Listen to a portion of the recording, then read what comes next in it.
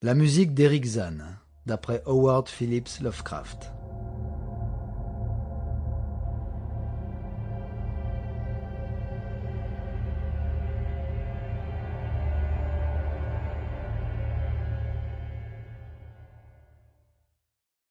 J'ai examiné les plans de la ville avec la plus grande attention, mais je n'ai jamais plus retrouvé la rue d'Oseille.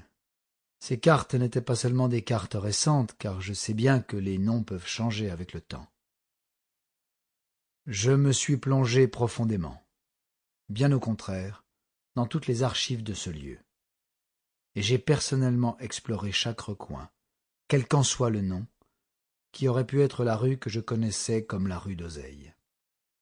Mais malgré tous mes efforts, il ne me reste que le fait humiliant que je n'ai su trouver ni la maison, ni la rue, ni même le quartier où, durant les derniers mois de ma misérable vie d'étudiant en métaphysique à l'université, j'ai entendu la musique d'Eric Zann.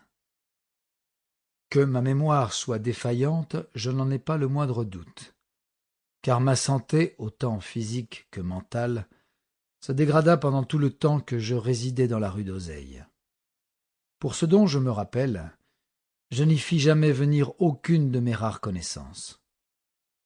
Mais que je ne puisse pas retrouver ce lieu est à la fois singulier et déconcertant, parce qu'il était situé à une demi-heure de marche de l'université, et qu'il se distinguait par des détails bien particuliers qui ne peuvent être oubliés que difficilement par quelqu'un qui aurait vécu là-bas.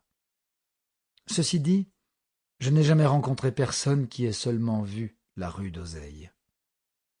La rue d'Oseille se trouvait de l'autre côté d'une rivière sombre bordée par des entrepôts, dont les murs en briques et abrupts étaient garnis de fenêtres sales. Elle était enjambée par un lourd pont de pierre foncée. Il faisait éternellement sombre le long de cette rivière, comme si la fumée des usines voisines y avait éteint le soleil à jamais. La rivière était aussi malodorante avec des puanteurs pestilentielles que je n'ai jamais senties ailleurs, et qui, peut-être, quelques jours prochains, m'aideront à la retrouver, car je pourrai les reconnaître instantanément.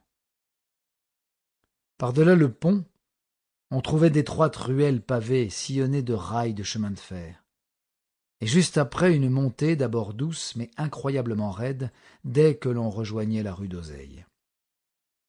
Je n'ai jamais vu une rue aussi escarpée et rétrécie que celle-ci.